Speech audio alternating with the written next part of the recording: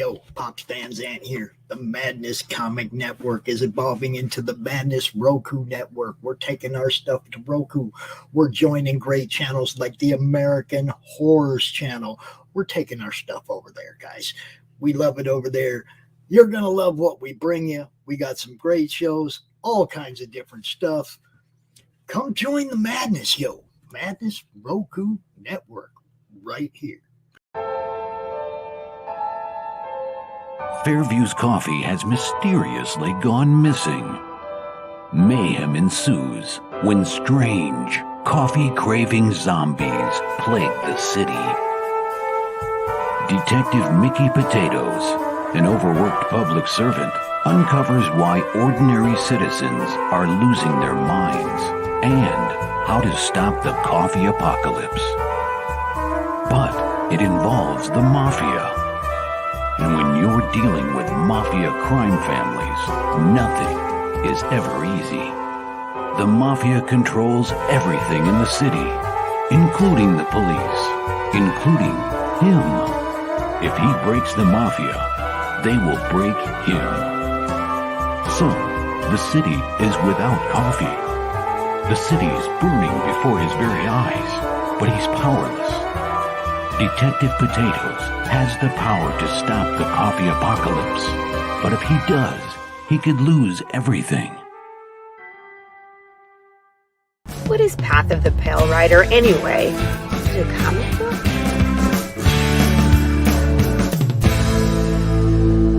No, that's not it.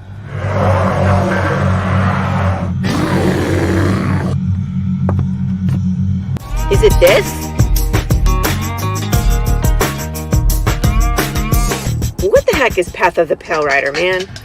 There's no way this is right.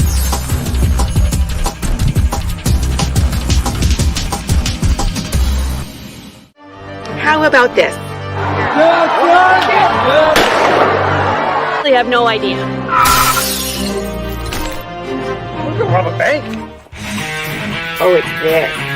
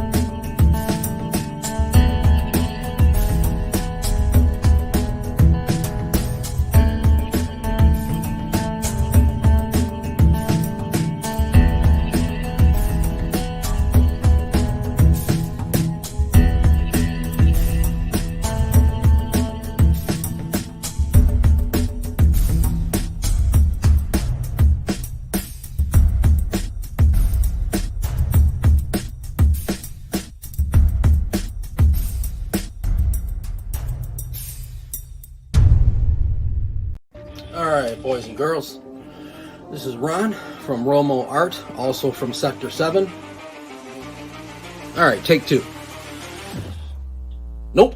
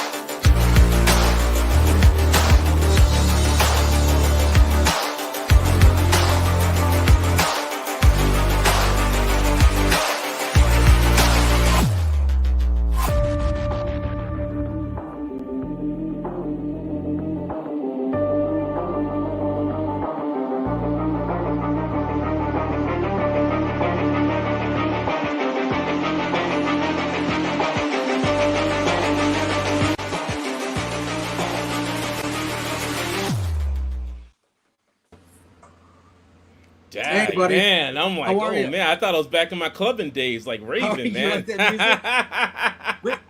Brittany did that. Brittany made that for us. Oh, good job, Yeah, fantastic, yeah, right on. she's So what's awesome. happening, man? What's happening? Nothing. No, All right, there you go. fantastic, great job. Yeah. Sorry I couldn't say hello to you earlier. We're in the same room, so Yep. one of us has to be muted or we get that feedback. You know what I No mean? sweat, So, man. yeah. I get it. No worries. So now it's Mattman and Romo. However, Mattman Okay. had an emergency, so Okay. he's not gonna be able to join us. But All I right. do know you're signed up with him and his other crew this week. Yes. Yeah, so you're still gonna be able to meet him, and Yes. I was hoping we could meet tonight because I'm the comic book guy. All right. Same here. Yep. Right, yeah. Go figure, right? So Yep. I'm the comic book guy who likes kaiju, and Matt is Okay. the kaiju guy that likes comics. All right. And then my Okay. Matt is actually, he's not a huge kaiju guy. But I'm the kaiju guy. I'm somebody Yeah. who's into So kaijus it's the and giant same- it's the robots and same stuff. So, dynamic. you know, It's there the you same go. dynamic. Great teamwork. There you go. Awesome, dude. Awesome. So it's before I forget, John right. from John's Long Box says hi. Yeah, you know what? Just to let you guys know, as I was working on some gig stuff today, I tend to put things on so I can listen. Sometimes audiobook or whatever. I had your show on today, and I listened to that. Yeah, I listened to the whole John. And yo, awesome. the shout outs. I was like, man, who's this guy, Frankie B? I'm like, geez, I got to talk to this guy. Yeah. No, I had a great time with John. John got a lot of great energy about him and stuff, and I like that. And so because I wanted to get a feel of your show and stuff, so I actually do, I do my research. That's what you got to do. I did Out the to the same chat. thing. Out to I the did chat. the That's what exact- you're supposed to do. You're supposed to do your research before you go into any show and stuff like that. That's awesome. 'Cause Yeah. That's exactly. I did the same thing. I found John, and then Yeah. I knew I was having you on. Yep. And then I just watched the interview with you guys. Yeah. That's what before I had John on. Literally, you know? that's what I do. I'm doing Yeah. work. I'm doing like my work, and then I'll have the stuff on, and it's like my background music. I'm like listening to Yeah. stuff, going, there you go, player. Like Yep. I heard a shout out. I said, all right, man. Hey. Oh yeah, absolutely, absolutely. I appreciate it. Yeah, so when I thought it's funny because I originally thought, because I just have no concept of time, that Mhm. I had you on like my Romo art show, so my single Yeah. show, which is on Friday. So Yeah. I have some questions written down, and then when I knew it was on Mattman and Romo, I'm like, Okay. oh, no problem. All Like, right. Him and Matt are gonna go crazy with the kaijus. Cool. I'll sit here and fill in when I can. But All right. I got my questions. I did find them. Not a And problem. There's a few. So me being the artist, okay, me Mhm. being the artist, and Matt's the writer. All right. All right. The first thing that obviously struck me and probably strikes anyone Mhm. is how chaotic your art is. It is completely full. There's not an ounce of space left. It's still readable, which is very difficult. This is the stuff that I'm doing. This is for a client right here for a card Nice. set. Nice. And yeah, I mean, I'm insane when it comes to like insane details and stuff like Yeah. that. I mean, I'm actually, I would feel that right now I have a lot more control than I did back when I was in my 20s. I mean, in my 20s, my early stuff was like, I was all about like fill the page. I used to draw much bigger, like the 10 by 15. Right. Yep. So I have old, like buried up in my stuff is like the old pages of my work, and there's certain times when I'll go and look through it and I'll grimace and be like, ugh, it's pain. Oh wow, that was a commission. There you go. There you And go. even now I look at that and I cringe a little bit because now I would approach that so differently. Yeah, somebody commissioned me. I love it when people come with me and they'll be like, hey, like this person. I remember she came, it was a woman, and she came to me and she said, hey, I like Wonder Woman, but I know you like drawing robots. Can you make her like a super robot? And Yeah. I was like, cool. I said, right on. But the Frankie now looks at that and I'm like, I could stretch that image a little bit. I'm the to same stretch dude. it. I'm you know? the same way. I have Yeah. the people that know me, the few people that I keep around, Mhm. they always yell at me because I'm always going back to old art and just Yep. redoing it. Yeah. And now I don't have time. And it's not like I hate that piece. It's not like you're saying that you hate it. No. Because I'm way past that point. Like, when I hear artists Yeah. and they're just like, they're beating themselves down. I don't beat myself down about my work. I've learned to, once I do a piece, it's done. I bless it.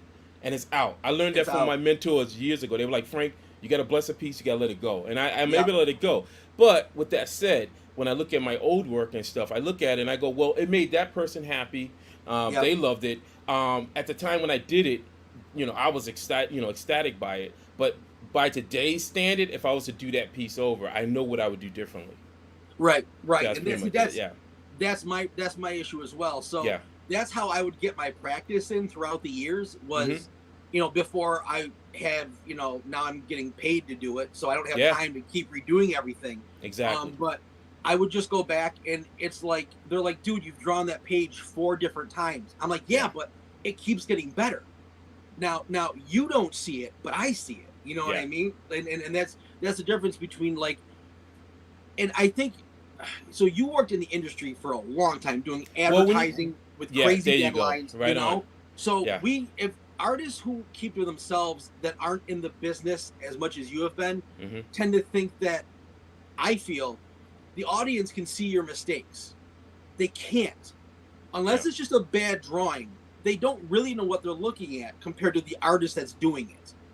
You don't know how I wish. Sometimes I would sit back and I wish in a perfect world, like if I had power, like Thanos level power, for every artist out there, I would wish that they could have a chance to experience what I experienced working in a studio element, professional studio element. And I've been blessed. Like I've worked for a small production company, film company, where I worked on 2 motion picture films, and my name was in the credits for storyboard artists, and that was Squeeze. There was a movie Squeeze, and then there was a movie Next Stop Wonderland.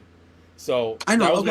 That was my first one that started out, and then years later I would work in animation for. It's now gone now. They're closed up. But Olive Jar Animation, they did a lot of stuff for MTV, Liquid TV, and then a lot of TV commercials and stuff like that. But many of those artists, like the artists who were like my roommates, these guys. One of my buddies is Andy Restano, who was a roommate.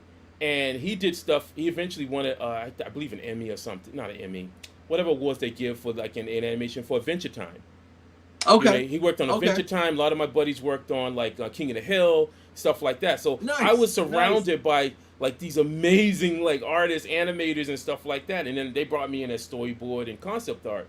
Yeah. But I got to feel that sense of working with a team, working with people who didn't draw like I did, who didn't think the way I did. So that kind of stuff is like, it's so essential because as artists, if you're just working by yourself in your own studio, you're in an echo chamber. It's literally like, even like right now, I'm surrounded by stuff. And if I had not had what I did, the exposure to working with different people, I would just be talking and my voice would just reverberate around the room into an echo chamber. And you wouldn't really learn anything because you're just hearing your same voice. You're just like, yeah, that's good, that's all right, I'm the best of the best. And it's like, no. It's like when you get into that kind of, exactly. That's what it would be, that face. Like, the kid's like, huh? But it'll be like, you need to be exposed to people who are going to be the devil's advocates. Which I always say that. It's like, I have a devil's advocate. My devil advocate has like amazing platinum blonde like dreadlocks. And he's always sitting in the corner with a shot of like nice rum or bourbon or vodka. Yeah, exactly. So when I'm all flighty, when I'm all like in that whole fantasy world, like, this is the greatest thing ever, everything's gonna be perfect. Just like the campaign right now. So everything's gonna be right. He'll just come out and he'll just look at me and he'll just smile and be like, yeah, but what about this? And then it starts. And it's like he'll always, and you need a devil's advocate because it keeps you grounded. It's almost like the Spidey sense. Like if Peter Parker was just swinging around the city, having a good old time, and all of a sudden that sense tingles, and it's like there's something coming. Yeah. And now if he ignored it, then he'll be taken down. Yeah. But if he's aware of it, then he's like, okay, now I know if I turn this corner, there's something waiting there. I don't know what it is, but there's something waiting there. I'm aware of it. Yep. So that's what, and then advertising definitely brought in that sense of the spider sense, because now I was dealing with the adults, because it changes when you deal with some people who are like dealing with $1 million accounts. Now it's big time money. No, that's what I heard. I was like, holy shit, like big time money. Sitting in meetings, you're sitting in meetings where you're like, I'm the illustrator and stuff, and you see these people breaking down like how an ad is, like an ad that everyone else, hey, Paul, customer, how you doing, buddy? The customer has no idea. They just sitting there, you're seeing a minute, 2 minute ad, and you're like, all right, whatever. But there's people spending months doing to a year to like figuring out why you're gonna buy this product. It is the most amazing thing ever. And I remember when I got into it, I was like, oh my God, this is incredible. And I was soaking it all up. I'm surrounded by art directors, creative directors, highly intelligent people who are just like, yep, this is why this person's gonna buy this thing. And I was like, okay, I'm here. Class is still open. Yeah, this is what I want. Yeah. See, there's a few things that I personally missed out on when it came. Something that you mentioned very early in the interview that I watched was you had a lot of good mentors. Yes. And I did not have I had no mentors, to be honest. My art teachers always, they were always frustrated with me because like, I will tell you, no, I was probably a frustrating person too, because if I wasn't drawing comics, I didn't give a crap about what they were doing. Sure. So it was kind of tough. Like, I knew I don't want to do anything. Once I knew about comics, I was done. This is what I want. Wow. And anything, but so you talked about the inner critic. Mine, I was really, in my earlier years, arrogant about my art. Oh, there you go. First step's admitting it. There you go. I'm not afraid to admit it. I was arrogant. I thought I was the greatest, but I had no one else around me to compare to, right? Oh yeah. It's a funny story. Probably until I was like 38. Now I'm 47. Yep. So I started to calm down into my 30s because in your 30s you always calm down. The testosterone's kind of evening out, you know. And but this is so weird, but it was when I logged onto Pinterest. Okay. And I had in one app, and I'm not kidding, thousands of people that were better than me. I'm like, oh my God. Yeah. What have I done? Like, I need to go back to square one and literally start doing the oval head with the eye line. And I did. I swear I did. Yeah. And like my style. Yeah, exactly. Like, Yikes. I don't know if you've checked out my work or not. I'm also detailed, not like you, but I like my detail. Sure. And it's not anywhere. It's worlds ahead in just a few short years of where I was most of my life, because I didn't have mentors. I didn't have anyone to slap me and say, shut up, because you don't know what you're talking about. You know, it's so important. It's so important to have the right people around you. Well, it's funny because I think a lot of that for me came from, my family, my mom, I grew up in Boston, but my mom was from the South. And she brought a lot of like religious stuff, like, Baptist. So I went to church and stuff. But then for a short period of time, I went into Catholic school. So Catholicism fascinated me as well. And I remember asking questions to the priest or whatever who was in there. And I remember in one of the Sunday school things, it was like, I was like, well, we're reading all this stuff about God, and God talked to people like in burning bushes and stuff. I was like, why doesn't God talk to people now? And I remember he looked at me and he said, but God does. But people have to open themselves up to listening. And I remember that stuck with me. And I started thinking about that. And I said, well, what if it's like when you talk, and I've used it, I said, what if it is like when you talk to different people and people are offering you wisdom, and that wisdom is those little bits of nuggets. Now, I treat myself like I'm a gold miner. And so when you dig for gold, there's going to be a lot of dirt. But occasionally you're going to come across a nugget. And so I guess for me was that when I grew up in Boston, I was always open to talking to people. I was always fascinated. Like, I wanted to learn about different people. I wanted to learn from people that didn't look like me, didn't talk like me, who didn't come from the same kind of social kind of areas that I came from. I was fascinated. I loved PBS at the time. I saw Wild World of Animals. I was like, I want to travel. I want to see the world. I want to see things. I want to experience life. That was always you wanted to be in the Air Force, didn't you? I wanted to be in the Air Force at one point. That's when I got into high school. Well, here's the thing. My brother was, once he came up, because I grew up with my sister and stuff, with my mom, my sister. But then my brother came. He hadn't grew up to me. He didn't grow up with us until later on when he came to live with us because my grandparents passed away. And he came from, Alabama. And he was hardcore. Like, he was into sports. And I mean, he was a very attractive guy. Girls loved him.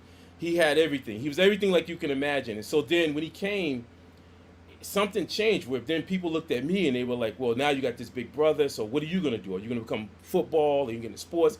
And my heart wasn't into it. I wasn't into like sport. I wasn't into like football. I played sports, but it was mostly like, you know, things like street hockey, things like that. But honestly, at the time, if they had a weightlifting program, I probably would have jumped into that. Yeah. And then we probably wouldn't be talking today. I would have been like, because I found that to be the sport that I am really fascinated, really into. Like, big I'm time. the same way. I'm the exact same way. That's just, you know, it's another, I went down a different path. So anyway, I was trying not to live in his shadow. I was like, I'm not, they even called me Little Wash. Oh, like his name was JD Wash, and then I was Little Wash. So I'm kind of like going around. Did that bother you?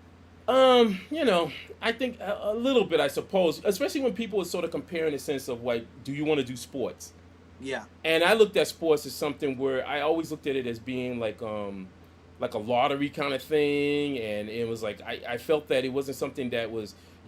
It didn't look at what my real skills were. It's like me competing against a whole bunch of other dudes, and that bothered me more so. And I was kind of like, I want to make I want Frankie B to be that thing, where people to find out who I am. And so that kind of pushed me away from it. So yeah, my brother ended up going into the ROTC program, and then eventually he went into the military. But then during that time, I was like, man, I want to go in the Air Force. So I did try out for this program that was, you know, that would have tried to get some students in my area to try to go to this special school that specialized in that, but I didn't make it. So then after that, that killed my dream for it. Yeah. So then I said, okay, let me just keep doing what I'm doing. And then by that point, the teachers start seeing that I just drew a lot. I was always that kid where I did my studies and whatever. I was kind of mischievous. I did things, but I never really got into serious trouble. Yeah. But they could see that they were like, yeah, he still got the potential, like he draws and stuff like that, and art and stuff like that. So they kind of would always push me into these programs and things, and I took advantage of them. You know, before they started cutting them out, I just took advantage. They put me in like programs for Mass College of Art, even though I was still in high school. There was like this half-day program I would go to, and the other half was like almost a trade school where they focused on broadcasting, but also like illustration. So I went into that for, you know, illustration, and you know, and then I ended up getting a scholarship. And then he said, where do you want to go, kid? And I remember Joe Kubert reached out to me. And then I thought about it, but then I was like, I didn't want to leave Massachusetts. Yeah. I was like, well, I don't got nobody living in New Jersey and stuff. And I was like, I ain't going down there. So then they said, okay, well, let's look at some local schools. So I went to there was an architectural school. I was like, I'm not an architect. And so Mass Art was more like you get a degree and then whatever, you might become a teacher. And I was like, that's not for me. And then this last school was Buterra School of Art. And I remember going to Buterra School of Art. My teacher at the time, Mr. Charlie Banks, I call him my second dad, possibly third dad. He was an ex-military guy, but he was in the art. And I remember he gave me the drill, and he said, look, hey, kid. I said, hey, how you doing, sir? And he was like, let me see what you got. And he looked at it, he said, some promising stuff. He said, well, we want to let you know, this is a working school. This is a school for working artists. Yes, I remember you said that on John. Yeah, on John, I remember that. He gave me the whole thing. He said, he said, we're John's not. Here, by the way, how you doing, buddy? Hi, John. Yeah, he's here. Hey, John, what's going on? Yeah. He said, we don't believe. He said, we don't believe in that starving artist thing. He was straight faced too. He was like, we don't believe in starving artists. He said, we believe in contractors. He said, just like a mechanic, just like a plumber, just like any of that stuff. He said, all that other stuff. If you want to do that, there's other schools out there. You can paint your pretty picture. You can put it on the wall and hope somebody buys it. But he said, here, we work. You're gonna work for somebody. You're gonna develop your skills so you can go out there and you can make money. So that if you have a family, you can take care of your family and all this other stuff. And then if you want to do that other stuff, then that's on your own time. And you do it on the side, and so I was like, sign me up. I said, sign me up, because I was like, I'm not in this to be a starving artist. I'm not in this to be begging people to give me money to do something, you know. And especially I was in my 20s, had a hot temper, very prideful. You had a hot temper, really? Oh, yeah. Well, that's why when I go on these shows, I try to tell people, look, this what you see here is years of work. Like, I went to therapy because I needed help. Yeah. Because the way I was, the things that I experienced when I was young and violence and things like that, my path could have went a totally different way if I hadn't gotten help.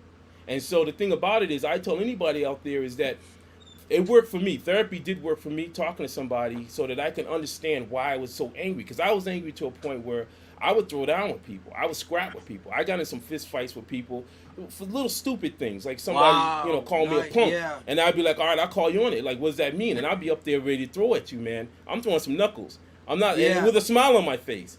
You know, there's a still smiling. Because people in my family my brother was, he was the coolest person around. But I remember once when we went, he said, Frank, let's go riding. We took my mom's car, and I thought we were just gonna go riding, and he pulled up on the side of this, street and stuff. He said, give me a second. He goes in the back of the seat, in the trunk, grabs the bat, walk across the street. This other kid, black kid, coming out the store, big kid, man, licking on an ice cream cone. My brother hauled off on him and busted his face with that bat. All I saw was blood. I'm sitting in the car like this, shocked, sitting there. And he did it so nonchalant. He just did it kind of like it was just like, and he came back to the car, put the bat into the bat, and then to the back of the trunk and said, all right, Frank, let's go. And I was like, well, why'd you do that? He said, yeah, because he said, this fool over here was trying to mess with my friends, so we got to represent.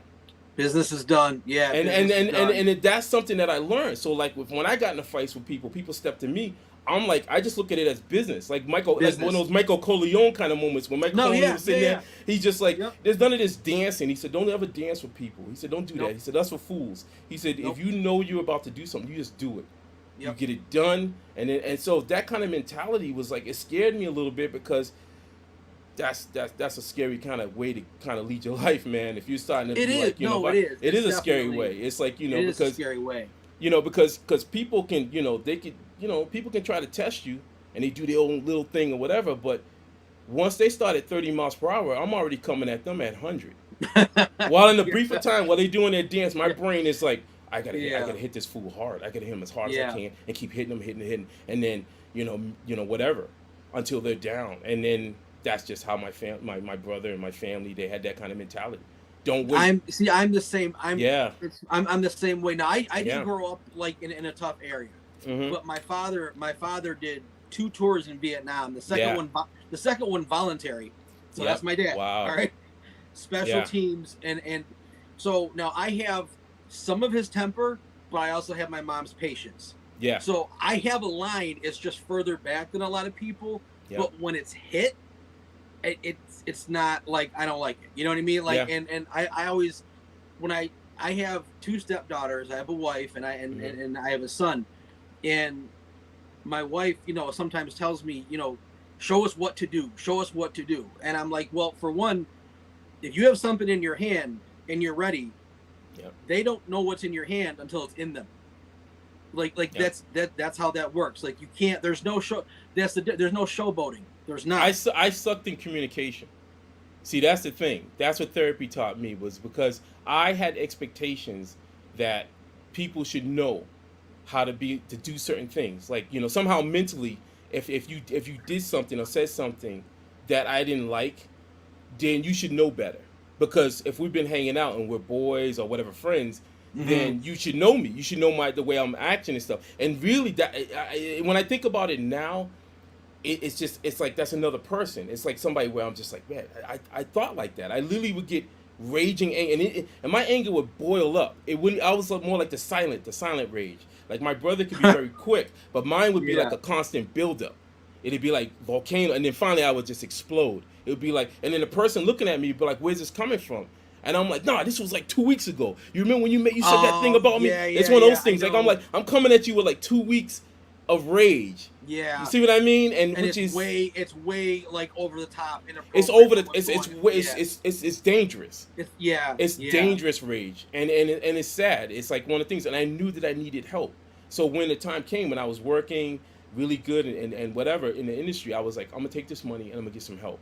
Because that's amazing. That's so great. Because mental illness does run in my family and stuff, and I was like, me too. I'm having some weird. I talked to my doctor, and my doctor was like, well, what kind of thoughts you have? And I said, I see myself fighting people, and he was like, what? And I said, I see myself going scrapping with people, just going up to people, and then scrapping with them. Yeah, going like getting in a bar, like somebody say something off to me or whatever. Hello, how you doing? Bang, knock them down. Go off, and then wait for the cops to come. It was getting to that point where I was like, I'm gonna wait till the cops come, and then I'm gonna be fully enraged, and then they'll just take me out. And Dude, I was having you see, it's like a small. Well, see, it was funny because once I found therapy, my therapist walked me through the process. He said, Frank, he said, first off, you're not alone. And I said, what do you mean? He said, no. He said, you're not alone. He said, there are other people out there, many people, millions. So have that comfort to know that whatever you experienced in your life, somebody else has a story. Yeah. And that's the point. That's where as time went on, I started learning that. Like, even though I can look at my life and I go, man, I went through some crazy stuff, like a really crazy stuff. There's other people out there that went where my eyes, I'm like this, pulling my glasses off, going, oh my God, did you? On my ears, like, what did I just hear you tell me? And it's like it's mind blowing. I have one of my really good friends is like that. And I want to say hi to Gordon, by the way. Hey, what's going on, Gordon? I know, I saw him in there. What's happening, man? I have a friend like that. Who, if you didn't know her and her husband, if she told you a story, you would assume she's lying. Yeah. But I've seen it and I was there. It's that crazy. Yep. And it's unbelievable. Everyone has a story. What some people's reality is, it's eons past what that's why I love talking what to people. Normal would be. That's why I love talking. I think that's the biggest thing for me, is like, that's why I love talking, because talking now to this point, because I don't go to therapy anymore, but talking is one of those things where it's therapeutic. Like we're talking right now. Like I had roommates and stuff like that, and we would go talking, and I would hear all kind of stuff coming from people, and I'd be like, wow, man. And it would be like very therapeutic, because there's a way for me to be able to learn from their experiences and be like, okay, wow, okay, cool. I used to have issues, all kind of different weird issues and stuff with people, with things I assumed people were doing better and whatever. I did all those weird things that your mind, like if I saw a group of people laughing, I'd be like, are they laughing about me? They're laughing at me. What's funny? Yeah. Exactly. Yeah. See, it's funny how the mind. Somebody, they could just be laughing, and you happen to look over, and then if they look at you, because that's what people do. If you're walking by, they'll look at you. Your mind will be like, well, what's this? The paranoia. You begin building this paranoia. And how many people out there are walking around that feel like that are living it, and they're just like, just sort of going through it until whatever happens, And the messed up part too is that if you're walking by those people that are having a rough time in life, you like someone like, and I've done this, like, I would assume, just because of my perceptions of reality, that I'm having a shitty day, I have no money, that person's doing better than me. But that person is going through the same shit I am. Probably, or worse. And I'm just assuming that I'm the only fucking one. I'm the only one, right? Because it's all about me. I hate that. I hate it.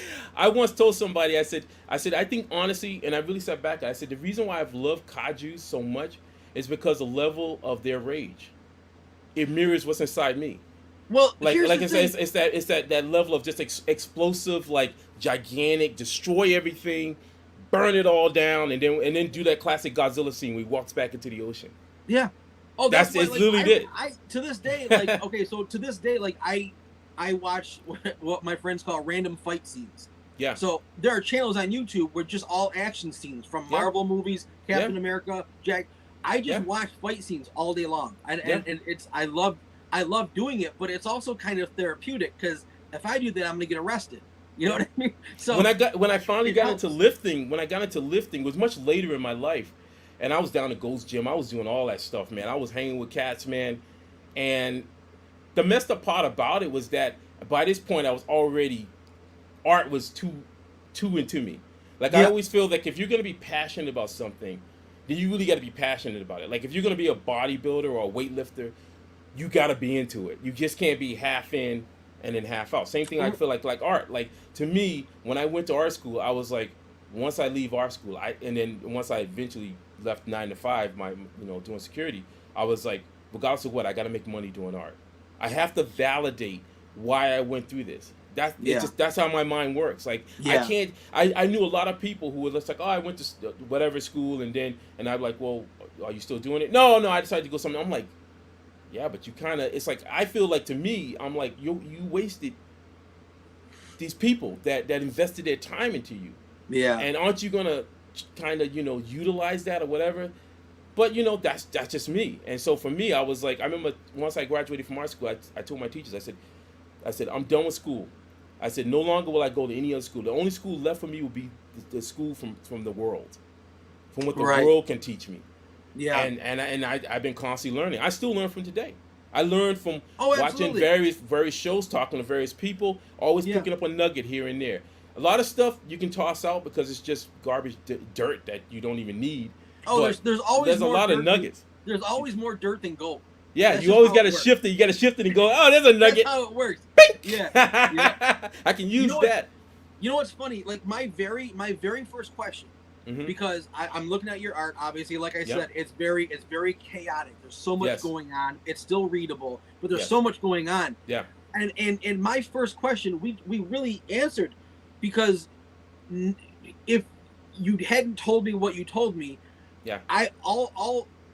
you come across as the happiest person, and I know you get this all the time. It frustrates my wife. It frustrates Jessica too, because again, they go, "Wow, Frank's the happiest dude in the world." But I want to give people, full context, because again, it's this. I am a happy person. There's a lot of happy people. There's a lot of happy.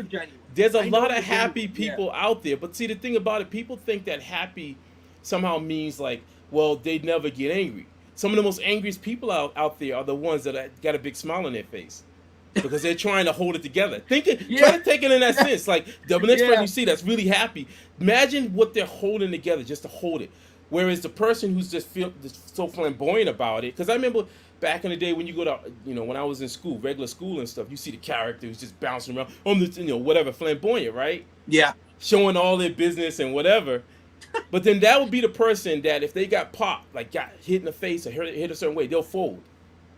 Yeah. But it's not that quiet person in the corner though. Or the one that smiles, the one who's always kidded and stuff. That's the one that's going to be like, I'm in this. They're like, they won't stop. They'll just keep coming. They'll quiet person is the hoping, Steve Rogers. The Steve Rogers. I got all day, buddy. And that's the worst. Yeah, dude, like seriously. See, like, that's the worst when it's like, oh no. Like, there it is. Yeah. Ah, there you go. I only have one, and that's Captain America. I'm a huge this is my man right here. Oh, you like the thing? Nice. Oh, of course. Nice. Of course. Ben Grimm, man, representing. Yeah. Yeah, of course. That's awesome, dude. That's awesome. Yeah, I mean, when I got with my wife, which was, I mean, basically my life started after 40. It really did. Okay. For the first 20 years, I was dealing with mental illness, my own mental illness. And then the second 20 years, after I was 20, I started to get better slowly. But my mom snapped. So for the next 20 years, I was trying to fix myself, take care of my mom. And then also at that time, I'd gotten to the point where I looked okay from the outside.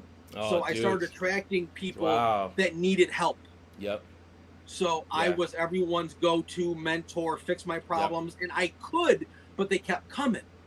So the first, I'm not kidding, man, the first 40 years of my life weren't mine. I'm only 7 years old. I really am. And it was really, really crazy. And my life started when I met my wife. It really did. There you go. It really did. Right on. Yeah. Right on. And I've just gotten better. I mean, I'm not even the same person now since I started this comic book thing. And again, I couldn't put myself out there because I was just overloaded by life, right? Sure. So I'm people, when they see my art, they're like, "Where have you been? Like, why haven't I heard of you?" I'm like, "Because I just got here. I literally just got here like in March. You know what I mean? And like, this is my first year in it, really trying to make a career of it, and or at least a second income, which would be nice. So it's been, I'm not, because of the art thing though, I'm not even the same person now that I was last year. Awesome. Because I've figured out being busy is really good for my mental stuff. Yes. Which you would think is the opposite, but it's stuff that I want to do. So it's actually it focused me. And it's so much. I remember my therapist told me, he said, Frank, he said, one of the things he said, because he would give me all these assignments to do and stuff, and he said, Frank, he said, when you feel like you've put too much on you or whatever, he said, try to think of the stuff that you love doing. So what'd you love doing? I said, I love drawing, and I love, back in the day, I would bike ride. I had my little crew, and we all had bikes and stuff like that, and we do our rides and all. And or I would just be like, I love just going walking. That was a big thing for me. Like, I would just walk and explore. Like, I'm an explorer. Like, if I ever travel to any city or something, or with people, I would be like to hang with them. Then I'll wake up early. I'm an early bird. I'll get up, and I'll just go walking. I just explore, and that was a way for me just to kind of just get my energy aligned and stuff like that, and it relaxed me. So he said, then you do that. He said, it helped. That's your therapy right there, and that became sort of like a mantra where it was like, well, my drawing. I love monsters, but I like beautiful things as well. I love peaceful, serene. I used to paint like the war sailboats down at the Charles River, man. Yeah, and I love that. It's so funny. Like I have, awesome. Stuff. I was just serene things, beautiful things, and stuff like that. But always there was this thing with monsters, man. And I think the monsters represented a lot of the stuff that was deep inside of me. Yeah. Oh, same yeah. thing. But here's the other side of it. I think that the robots represent another aspect of me, which is the linear. Because as a I knew Virgo, you were gonna say linear. Yeah. Yep, As a Virgo, I'm very like one of my favorite heroes is Mr. Spock. Mr. Spock's a Vulcan and half human. Yeah. And so sometimes when I'll talk with people and stuff, my brain's going already. Like I'm sitting there, and there's a logical side of it where I'm like an engineer breaking things apart. I love that sense of trying to make things more efficient, like with my artwork. Like once if I do an assignment for a client, we'll sit and talk, we'll go back and forth, and then immediately if it's a job, then all of a sudden it's just like everything's like hyper focused. This is how it's got to be. I'm thinking about the deadline gets crushed, this kind of thing. It's very like a machine, and stuff like that. Yeah. And that's just that. So that's that side of the robot side. The robot represents the linear. You think working, because it's funny because John just had a comment.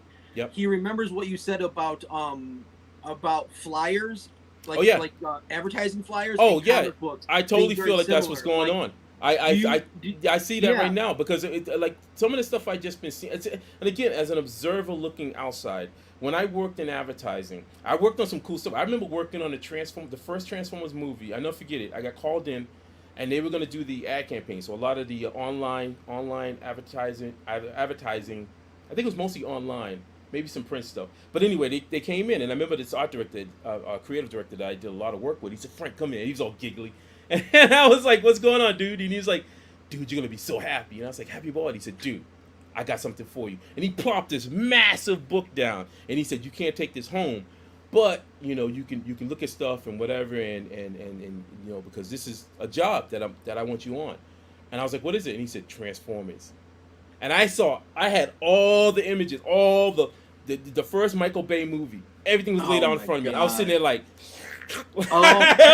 drew like the salivation, like, yeah. And I did a bunch. I worked on that campaign, made some great money off of that, and also so I did get to work on. I worked on some cool stuff, but most of the time you're working on flyers. And I remember like doing layouts, compositions. And I remember talking with a creative director about it, and I said, why do the clients, pay to do flyers? People, they just throw them away. And he said, no. He said, here's the thing, Frank. He said, the clients, they have a lot of money. They have these massive, once they get an agency in, they have a budget, massive budget.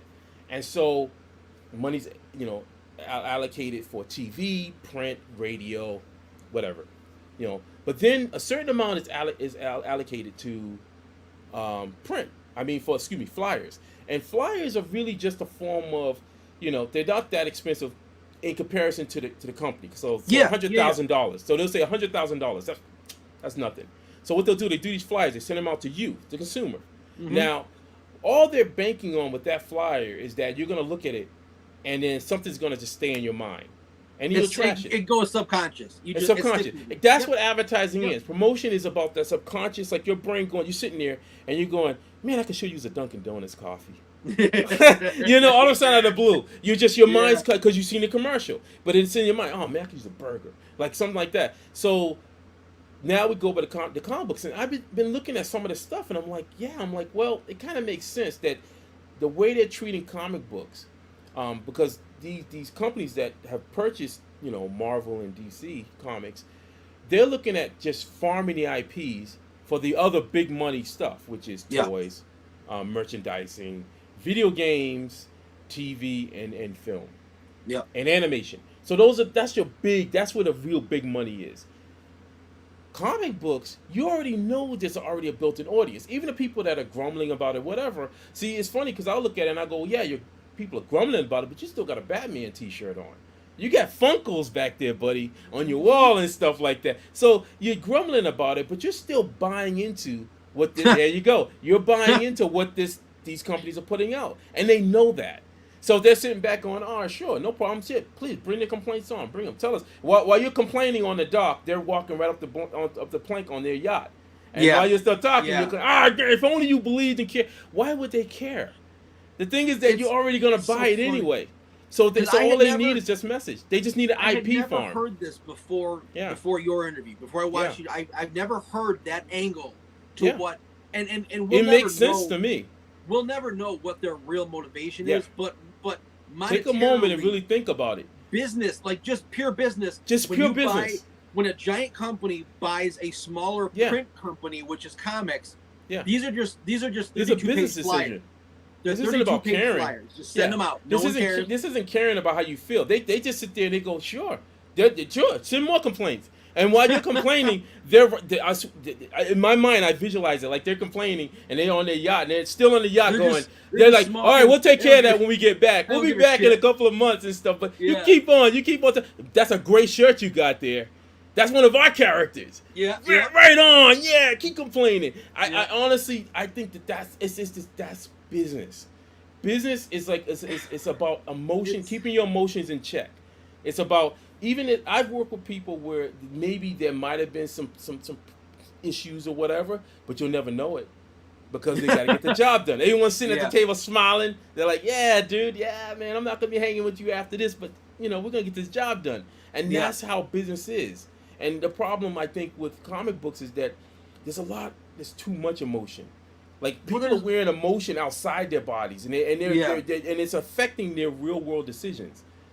And that's the problem. Like, I would, and I agree with you. I do agree with you. I would say though, the problem is, I think I think as comic book fans and collectors, we were set up to have that emotion because before Disney bought Marvel, and even through the 70s and 80s, they made you feel for the characters because you would buy the next book. But they were still business. You do know that, It was still business. Like Stan Lee was a businessman. When I look at Stan Lee, the first thought I saw, I said, that guy's an amazing businessman. He is more, like, of course he wrote stories, but I'm like, that man right there had the ability to say, he was like the ultimate salesperson, what they call this guy? Pitch guy. He can literally be up there. He can sit up there, and he was doing this not just for Marvel, but for the entire industry. He literally sold comic books to people who could care nothing about it, and they were like, "I want to get this because of this one guy who's up there talking about Excelsior and this stuff, making you excited to do it." He was incredible. We don't got Stan Lee anymore, though, unfortunately. No, there's no one. I mean, there's no one like that. And here's the thing: I don't think there's even if you're talking specifically for comic books, I don't think there's a big enough audience to care anymore for another Stan Lee. And that's really sad. We gave them away. I mean, back in the 90s and the 2000s, once the decision was made to start making comic books focused on the collector's market, that killed it. Because what you did was you cut out the main people you should be going for, which was kids. Kids. That's something that you and John talked about. I bought comic books when I was a kid. 25 cents, 35 cents, rolled up in the back pocket. See, again, it's like, I'm a collector too. I collect artwork. I like artwork. I have a couple of figures and stuff like that. But comic books became collectible for a certain branch because of just age and years and the journey and the story. Yeah. There was a lot of factors. What happened was when you had the 90s come in and they started doing the custom covers and stuff, they were generating this new level of collecting where they were like prestige kind of stuff or whatever. So there was no sense of history with these books. There was no journey. There was no, because with a collector, I'm going to be honest with you, as a collector, as somebody also, I love antiques. Antiques have collectability because of their stories that they can tell. You go to an antique store, you pick up something that's very old, you look at it, and somebody says, this was back around 1800. So it has a story. And then you go, gee, Willikers, I want to have this because it has a story. Now when you have it up in your house, you tell your friends and stuff about that wonderful story. How do you tell a story with something that is just prestige and just done right then and there? It's brand new for that time. It doesn't have a story yet.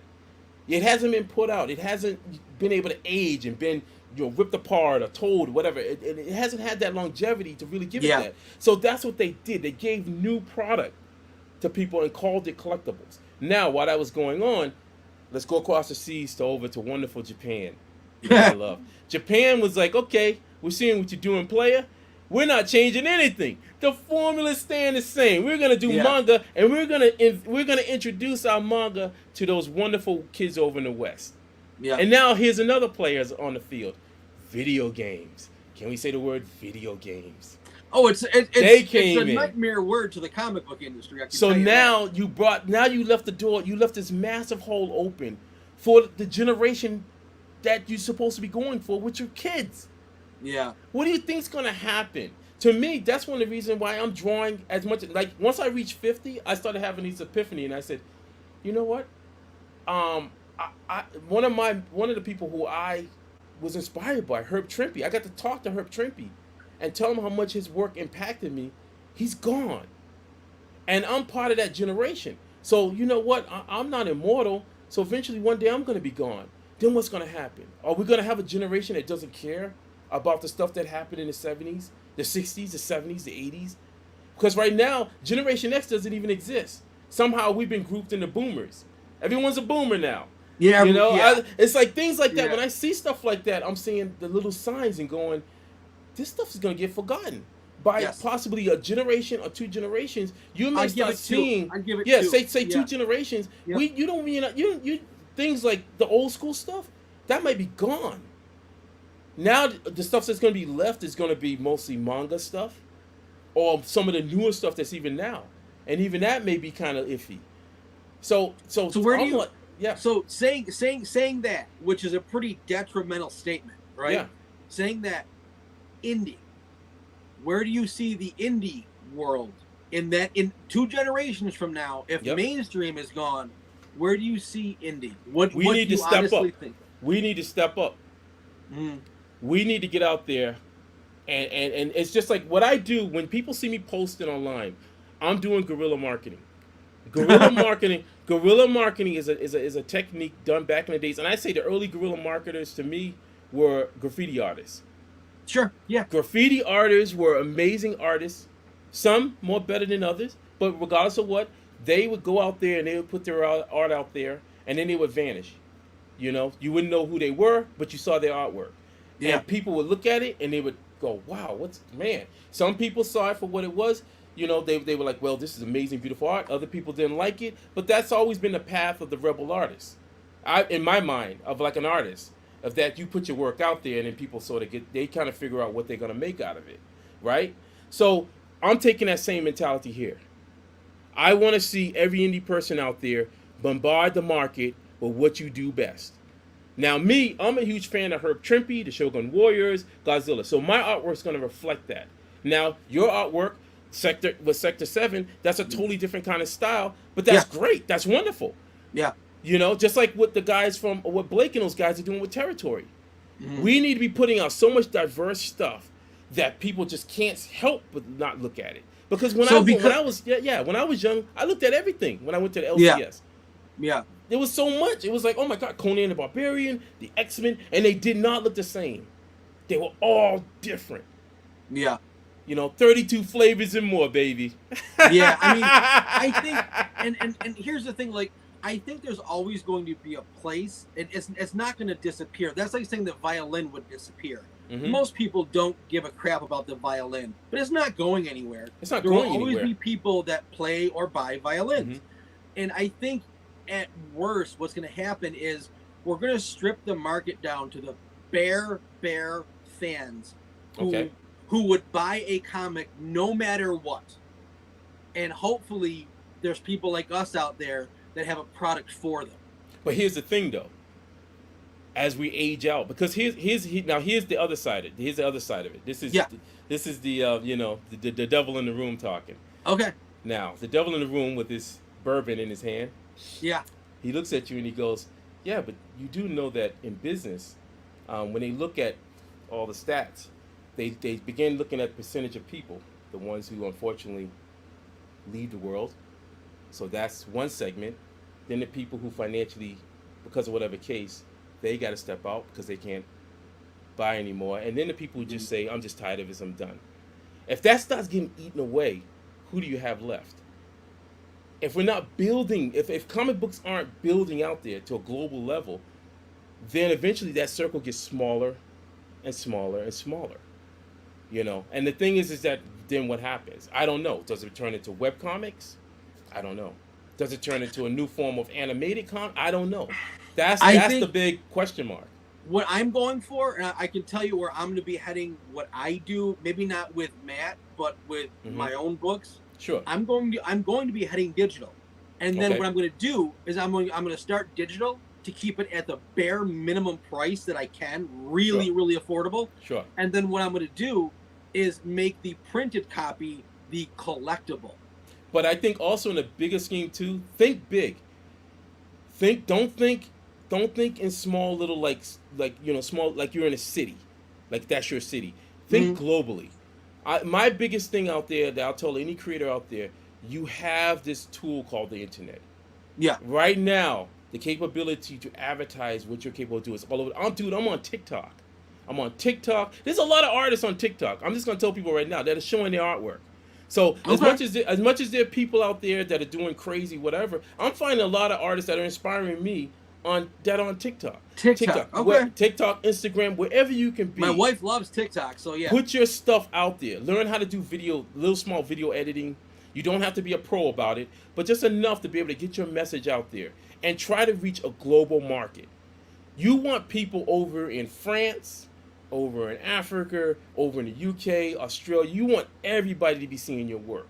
You want people from all kind of different denominations to know who your character is. But you got to work at that though. Because the thing about it, if you stay in a small little contained little group, then it's like a pond. Think of it as a pond.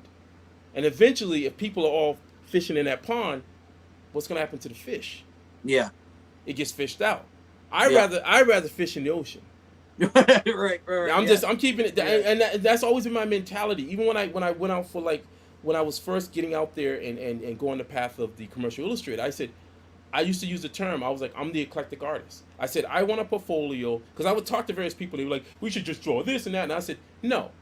I said, I want to make my artwork so diverse that I can get a gig doing toys, I can get a gig doing storyboards, I can do a gig, I've done RPG source book. My work has appeared in source books. I've done patchwork for custom patch makers. I've done title card artwork. I've even done production art. I painted a teepee once. I mean, my thing was I've always felt like you need to be in all different. You should be able to stretch yourself to every bit of piece that you can to get out there. Learn as much as you can, and then go out there and just put it out there. Because I find that every little piece will help you become a better business person. You'll be able to communicate what you're doing. You'll be able to work with different people, negotiate. I think another thing is that I see too many people who, again, that's why I talk about emotions, where you have to learn how to negotiate and work with people. You know, sometimes we get into our own things, and that's why I'm a fine believer that technology is great in a certain degree. Now, doing emails, if you're only communicating with someone through emails, it can get difficult sometimes, because sometimes emails can get misconstrued. Wrong, you may think a lot of times. So if you can get into a Zoom call or whatever with somebody, or get on the phone and talk with them. Get connected as a human being. So as you're talking with them, try to build these relationships, because you don't. That's one of the golden rules that my teacher once told me. Don't burn bridges. Oh, absolutely. I'm the same way. Bridges, because you don't know where somebody's going to be at. Yep. You burn a bridge today. That person could be at a position somewhere down the line. Could be working for some studio, whatever. Next thing you know, they'll sit there and be like, I remember you. Yeah. And you don't want that. You want people to remember that you're the kind of person that we enjoyed working with. Even if we had a difference of opinion, we still can work together. Yeah. I know that I can count on this person to do the gig. I know that we can talk through things. That's the kind of relationship that me and Matt now know each other for, know each other for like 7 years. I think we're going on 7 years. And we've had some hard talks. That's how you know you're going to have a strong relationship. I mean, financial talks, differences in certain things and whatever. And you know what always, and I even told him, I said, what I loved about Matt was that Matt would be like, okay, I'll get on the horn, Frank. And we'll talk about it. We'll get, if he sent me an email and things were a little fudgy or whatever, we get on the horn and we talk about it. Yeah. That's one of the things that I admire the most about anybody out there. If someone can get on the horn and talk with me, then I'm like, boom, this is somebody. This is somebody who first, in my strong feelings, is an A-B player. Sure. A and B. You want to be with A and B players. C players are somewhat good. C players are on that point where they're still learning, but they're just on that verge. But A and B players mean that they're coming with a game that's like, I'm Olympic level. Like, I'm ready to get on the field. I'm ready to get this thing going. We're gonna play a good game. We're a team. We're gonna, no matter what, everybody's on the team to do stuff. We're gonna promote together. We're gonna get this thing out there. We want to try to win this. That's the kind of people that I like to be surrounded by. Yeah. Awesome. Period. Awesome. You're absolutely right. You're absolutely right. Yeah, well, my mat lives just a block away, so we see each other all the time. Right on. That's it. Right on. We were just at the park with the kids like last night. So hey, I watch I see a lot of different things while I'm working hard. Oh, there's my boy. Look at that little swoosh on the side, representing that nice jacket. That's my Clark. I watch you guys campaign, and because again, I think it's important. I think that research is necessary so that we all can learn certain things about it. And one of the things that I would love to ask you guys is that if you decide, in which I feel like you guys are going to do it again, but I would strongly suggest that take 6 months, possibly to a year, and start trying to seed that concept into the community that might be much more receptive to it. That means like kajus, people that are into kaju stuff, people that are into robots, anything that you see, anybody that's doing that stuff like that. That brings you closer to the base. Yeah. That might be more stronger into that. Not saying that there are people that aren't into the other side of it, but there may be people who might like more fantasy stuff. Yep. There's other people that might like more superhero stuff. And your stuff may be like, well, I kind of like it, but I'm not really, whatever, and such and such. So be strategic about it. If anybody out there in the chat as well, if you're going to do any kind of marketing promotion, be strategic about it. Have fun with it. Treat this whole marketing thing as part of the whole overall experience of your creation. You're creating. So you're creating, but also even as you're creating marketing and stuff, be creative with that, but be strategic about it. Make sure that you're going for a demographic that might be able to be more receptacle to what you're doing. What's the right? Is that the right word? Receptacle to it, because you don't want to. Yeah, I know what you're trying to say. It's not the right word, but is that the right word? Yeah, I think it is. We'll go with it. If I'm wrong on it, but receptive. People get receptive. That's it. That's it. Thank you. Oh, but you want people to be more receptive of it. You don't want people that's going to be, that kind of look at it and go, it looks kind of good, but giant monsters. That kind of thing. I do want to wait. I don't know. I mean, the thing is, it is Matt's baby. It's co-created, but it started with Matt. I'm going to talk to him. Hey, when we talk to him, I'm going to bring it up again. I would like to wait. I would like to wait a little while because we're actually introducing another character. But that one we're gonna wait on. I think you guys went.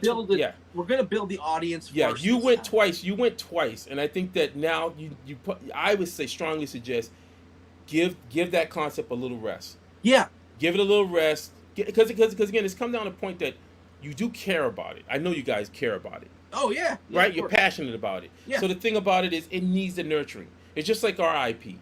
We're an infant IP. We're not a legacy IP. Right. I already know the biggest battle right now that we're going up against is that the legacy IP. So the legacy IPs are Ultraman, Godzilla, Gamera. They have a story.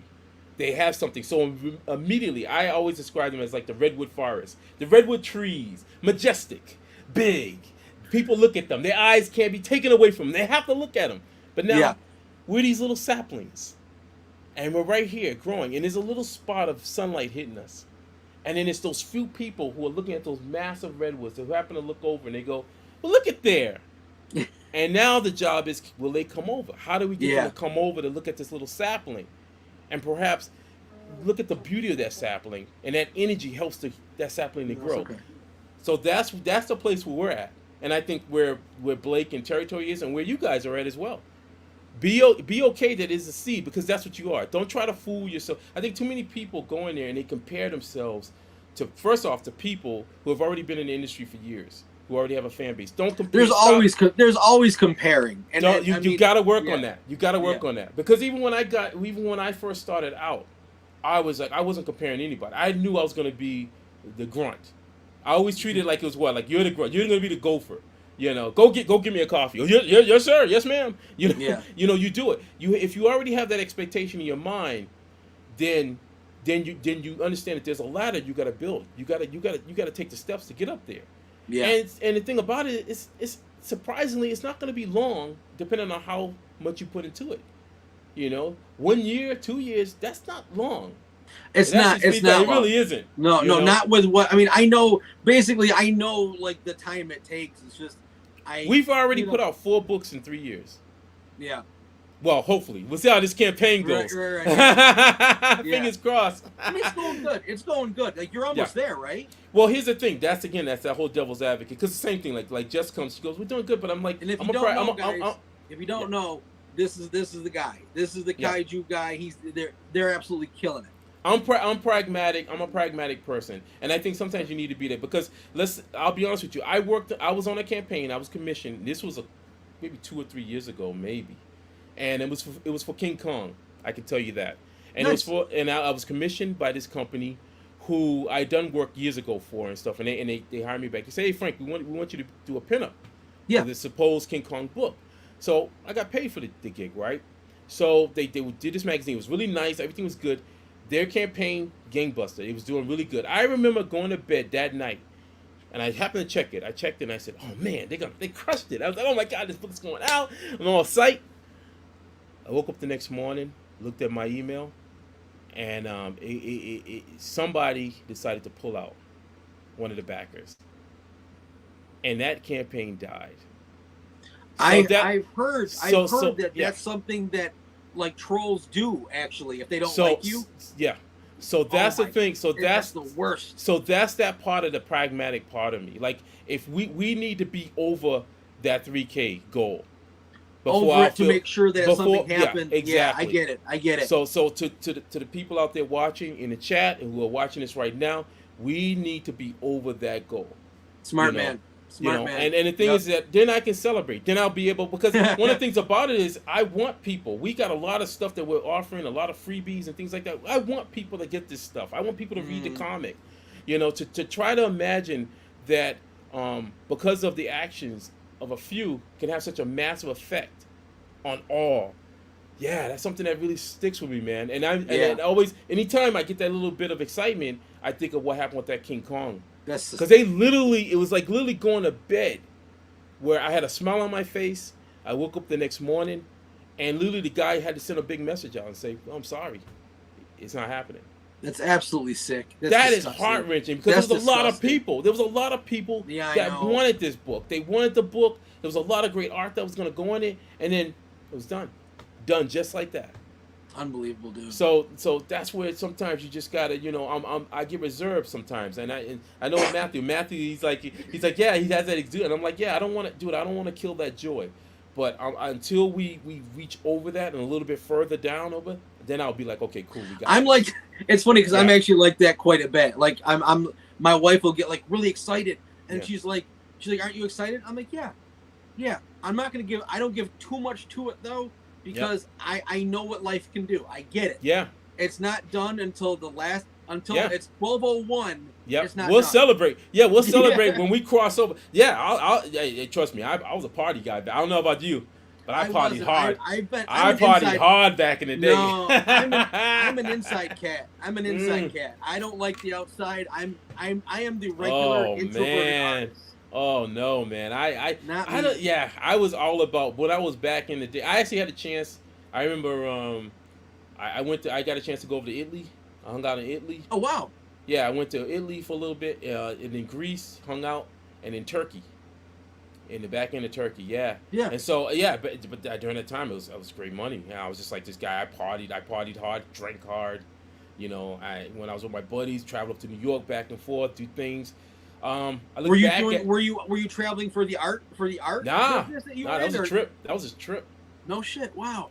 Yeah, wow. I was making some good money back then. I was working. I had a lot. By that point, I had like a couple of major agencies that were in my group. Then I had a bunch of small agencies, and then I was also working with a rep agency up in New York, so they would get me a ton of like New York business. So Holy cow, dude. But see, here's the other side of it. I didn't have, you work, you get a lot of work, but you really, I abused my body. I had sleepless nights. It was just I just didn't take care of myself. Drank, partied hard. Took the money, partied, had great clothes, had stuff like that. So my life was really like a wild life. My mindset was like, I'm in my 20s and going into my 30s, and I'm like, I'm gonna do some crazy stuff. And I did some crazy stuff back then. Wow, man. Awesome. So that's why when I think about it, during that time too, there was times when I went to various shows. I hit like San Diego Comic-Con a couple of times. I was a vendor, even with the parties. I remember going to parties. Brian Pulido, hung out with Brian Pulido. Oh, nice. Yeah, I remember like going to a Marvel party, and George Perez was dancing with his daughter, man. And then I bumped into this bald-headed guy. And I was like, and in my head I was like, this guy looks like Professor X, man. And it was Michael Bendis. And I was like, oh, what's up, man? I said, hey, how you doing? And he's like, he asked me what I did, and I said, yeah, I'm a commercial illustrator. I work in advertising. He's like, wow. Yeah. And so I went to parties. I did, and I was just like this dude, sort of like I knew people that were in the industry, but I was always like, yeah, I'm a commercial illustrator in the art industry. And I didn't say it like you were doing what you were doing. You had I wasn't like sit there with a bragging kind of thing, because honestly, with commercial illustrators, there's no bragging. It's just more like you just like, they're like, I did this work with this agency and we did this. It was always like that kind of thing. We would just talk. Our shop talk is more like, how much did you got this, and did you work on this magazine, and that kind of thing. And we never, there was never no like jealousy. I never felt that with commercial illustrators. It was more like we talk shop, and then go to some parties. Agencies threw some fantastic parties. I just got to say. Oh, I can imagine. Back then when the money was really flowing, it was just like, what you doing? You hang, hey Frank, what's up? I would hang with some art directors, and they'd be like, yo, come on down here, man. Hang up, come on, and do these wild parties. But it did affect me. Didn't help me and stuff during that time. So you do that kind of lifestyle, and it's like, and then during that time too, I ended up getting married. That was my first marriage. Got a house, lost the house, got divorced, and then I was at a weird point, man. I remember at one point I had purchased because I told you I bought art. I think Shane Glein, he was a famous like illustrator, did a lot of stuff for like Kim Impossible, and he did Kim Impossible, and he also did a lot of Batman stuff. I remember on eBay he was selling a lot of his like original drawings and stuff from those shows for $2,000. I snatched that up.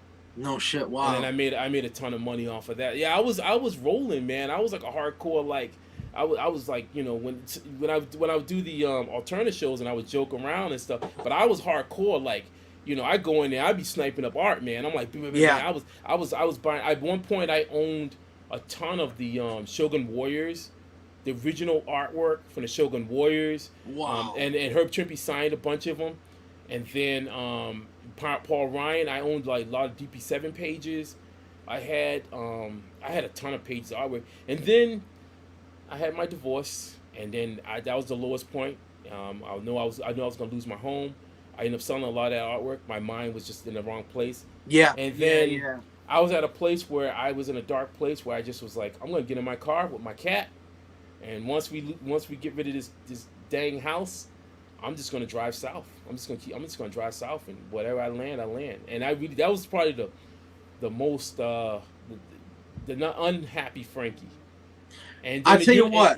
And then the universe came real quick. The universe came, and then they brought my wife now, Jessica, into my life. So then that turned everything around for me. I have one question, and then I want a part two, buddy. I absolutely love you. I feel like you're just a brother. Like everything that you right on. We all are. Things that even the fact of lifting weights and working, like, dude, we're all human beings, man. We're all connected. Humanity. I absolutely love you. So this is humanity right here. I'm gonna ask you one question, and it's just, when you say you drove south, where did you stop the car? Well, see, I'm a northerner, so I started off in Boston, and then when I met my first wife, I ended up in New Bedford, Mass, and then Okay. Jessica was in Rhode Island. Okay. So that's why I ended. But before I met her, I just was like, I'm just gonna get in the car and drive. Yeah. I didn't know where I was gonna go. My mind had reached a point where I just was like numb inside, and I just wanted to just be like, I'm getting in my car. At the time of Ford Focus, and I said, come on, kitty. I had my cat Shadow with me. Ford Focus, by the way, is the perfect fuck it car. I'm getting my cat. I'm getting my Focus. Yeah. Goodbye. And I really was like in a weird place. Even to today, it's so painful to think. Sometimes I try not to think about it. Like my Shogun Warrior pages, which was very special because Herb Trimpe had to catch Herb Trimpe. That's how you know when you reach the point where you're just like your mind. Like I was a huge collector. I gave away stuff. I gave away things. I just was like I remember having all of the Justice League figures from the animated series. Take them. I had comic books. Take them. They stopped meaning anything to me. I just was like, I wasn't happy. Yeah. And then I just was like, I honestly was like, I don't care if I even meet anybody. I'm just done. And then the universe threw me a curveball. Yeah. And her name was Jessica. And then mine was Brittany. Yeah, there you go. And then I said, okay, universe. I said, I'll jump. And I caught it. And next thing I knew, I landed in Rhode Island, man, and it turned my life. And then I remember when I said, as soon as I moved here, I said, I got to make changes in my life. I said, I got to work on my health. I got to work on my relationship. What do I really want to do? Yeah. Because at this point, I mean, I put my time in, man. I've been in the trenches, and so I really was starting to say, like, and I had a big talk with her, and I said, I said I can go back to advertising, but that means late hours. I don't sleep. I'm on call like a doctor. Yeah. And it just, I wasn't healthy. And she just said, well, I don't want you to do that, Frank. She said, I know you. I know you. You always find people that are going to hire you to do work. So go out there and find them. Yeah. And I was like, right on. That's awesome. That's it. I said, thank you. I said, thank you, universe, for putting this woman in my life. And then there you go. Bingo, bango. And we've been together now. Our 10-year anniversary was it last week? Yeah, it was last week. Nice. Yeah. Nice. Yeah, Brittany wants to know if you had any kids. No kids. That's why I think this is gonna be my legacy. This is our child, and we have a fur baby. We have a fur baby named Shadow. Right, yeah. We have a few of those too. This is this is gonna be my legacy. So any of the kids who actually people give this as gift to kids, those become my kids. Yeah. That's how I said, because we had that talk, and I think I think for me the whole thing with children, it would have happened possibly in my 30s. And I did think I had that, it wasn't a scare for me, but I thought that was going to happen when I was dating this woman who I thought was going to be the one, and it didn't happen. I was ready, like mentally. I was like, all right, I'm not going to be stepping out. I'm in it, but then it turned out no. And then from that point, as time started going, as I got older, I just was like, I don't know. And then me and her had that talk, and I just said, we're good.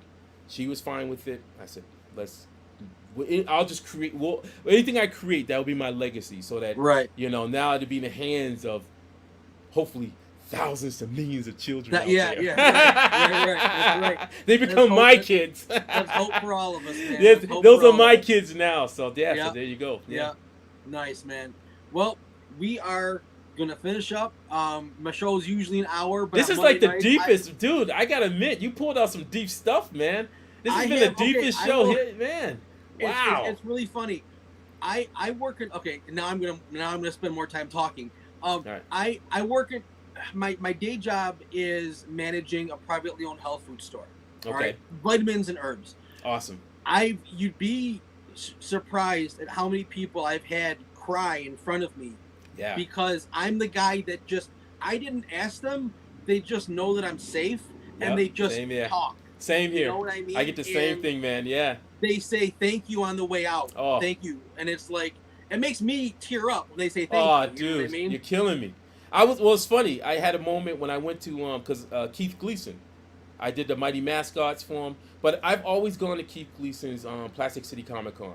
I was like, I remember when he first had his first one, and he contacted me out of the blue. He said, Frank, he said, hey, man, he's like, you don't have to. It was like, he's one of those kind of people. He's like, you don't have to, but he's like, I need some artists to come to this show. This is my first show.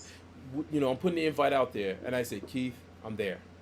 And I remember going to his first show, and I've been like, regardless of what, that's one show. I've cut down. That's the only show I really go to. And this last show I went to, a bunch of people came up to. I got to connect with a lot of people, but this guy came and he said, "Hey Frank," he said, "I know this is crazy, but would you mind talking to my wife?" And I was like, "Okay." He said, "Yeah, she has anxiety and stuff, and she's an artist, and she's been fighting with that anxiety about showing her work and whatever." And I said, "No problem, I'll talk to her." And she came over, and I came from behind my table, and I looked at her, and she already had like the sort of tears. And I said, "No." I said, "Hold on a second." I said, "Here you go." I said, "First off, I'm gonna tell you, I understand." I said, "Even though I'm not a person who suffers, who has grappling anxiety, I still understand what you're going through." And so I get it. But with that said, you have to get your stuff out there. And here's the thing. Baby steps. You have to crawl. If it starts as little as just putting something out there, you put it out for yourself. I said, look, there's always going to be people out there. We all went to high school or school. There's always going to be the jokers out there, whatever, that's going to say their thing. Fine, let them say their thing. You know who you are. Your husband knows who you are. And I'm going to tell you, there's going to be a lot of good people out there who are going to know who you are by your artwork. They're going to see your voice right there in front. Hold on to that. And I know it's hard. But you have to do this. Because the alternative is one where you don't. and it's not going to help you one bit. I said, post your work. You post your work. You show it out there. You let me know you do it. I'm going to share it. Do you understand that? I said, I am here. I want to see you put your work on. And she started crying. I'm trying to fight back tears. And then she's like, "Oh, can I hug you?" I said, "I'm going to hug you." I said, because this is what it's about. It's about you having your voice out there as an artist. More artists have to understand. See, that's why I always, when I see people, and I had that talk I was on one show and talking just recently. I think it was with Devill Momentum, Devill Flyer Momentum. And I told him, I said, people got to work on the fact of stop comparing artwork as if you're going to a football game. This isn't a football game. Art is something that suggests what's the word? Suggestive. Subjective. There you go. Yep. Subjective. It's subjective. Every artist has their own voice. Fine. There are fundamentals. Don't get me wrong. There are fundamentals to art. That means like layouts, compositions. Sure, it's like a house. You have to understand the foundation needs to be built a certain way so you can build your house. But here's the kicker. Once you got the foundation laid, now you can build the house the way you want to build your house. And so the thing is that I don't want people to come along and start destroying these people's voices by trying to compare them to Jim Lee, or to Mike Mignola, or to me, or to you. It's the worst you could do, or to whatever. Don't do that. There's a lot of people out there. Hey, that happened to me. I mean, I never forget when I was working at the prime. I'm at the prime of my career working in advertising, man. And I decided, I said again, I would dip my toe in and out of stuff, and I said, okay, I'm gonna talk to this editor. And this editor had the gall. Like I never forget it. I remember meeting, and this was in person at a show. And he was like, he's doing this whole spill, man, talking to me about, he needs an artist to do this thing or whatever. And he said, "Hey, can you draw?" And I had my stuff, man, right there. And he looked at my stuff, man. He said, "Well, can you draw like whoever?" And I remember with a big smile on my face, I said, "Huh." And I remember, I said, "Here you go. Thank you very much." I said, "I'd like to thank you very much for looking at my portfolio." I said, "We're done here." And I walked away with a big smile. I said, "Thank you for taking your time." And I walked away. Because I said, dude, I'm coming from advertising where I'm having executives shaking my hand saying a great job I did for a multi-million-dollar account. And you coming at me, talking to me about whether or not I should be drawing like somebody else for a comic book to work more on pages and make less? I was like, I'm sorry, man. I'm not at that place, man. But I appreciate the fact you took the time to talk to me. No problem. I'm out. And I stepped out. Yeah. And that's one of the things that's always held me at bay from comic books. Is because there's been a mentality of that where people compare people. If you look at somebody's portfolio, you see that they have problem areas, then you talk about those problem areas. But also recognize on a technical level. But on a technical level, like you say layouts, say, okay, I know I see you have some great sense of a sense of character. You love drawing characters. but we got to work on some of those backgrounds. Yes. You got to try to get some perspective in there. Yep. Here's some layouts. Maybe work out on some layouts. Play with the camera. Use the imaginary camera in your mind and stuff. Try to play with those angles a little bit and stuff like that. That's constructive criticism. Yes. But don't destroy their style. Yeah. Because you possibly are destroying the next Jack Kirby. You don't know who's the next George Perez. You don't know who's the next. God, the names. June Brigman. I love June Brigman's work, by the way, on Power Pack. Dorian Cole, all these different people. You could be destroying somebody who could be the greatest artist of that generation by saying a couple of words that just knocks them down. Yeah. So be wary of that. If you're gonna critique somebody, then critique them in a way where you're looking at the fundamentals of what they're doing. I completely Look at the agree. foundation of it. If they're not drawing backgrounds, then you talk to them and say, look, just work on some backgrounds. Work on your back. If their perspectives are maybe off and stuff, say, well, maybe you need to, like I would tell somebody if I saw if their work looked somewhat stiff, I say, well, I see what you're doing, but maybe work on gestural. Loosen that up a little bit. Yep. Gestural drawings. Get relaxed. Stop overthinking it. Get in there and just play around. Have fun. Just all day if you need to. Get a sketchbook and just draw really squiggly stuff real quick and then just try to draw and stuff and see what comes out of that. Yep. That's how I would approach it. But I wouldn't sit there and be like, well, you know what? I like the way Herb Trimpe looked.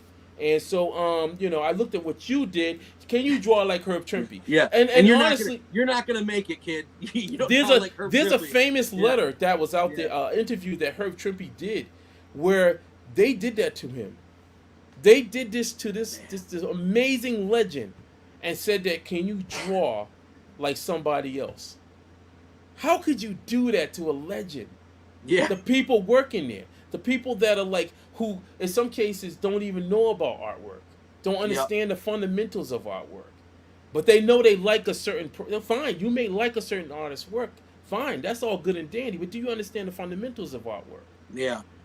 I wish that there were more talent agents, like how they send out to to try to find talent for basketball or football. Yep. I wish there were more people like that where they can go out, they pay the money, send them out there, and they try to look at potential talent.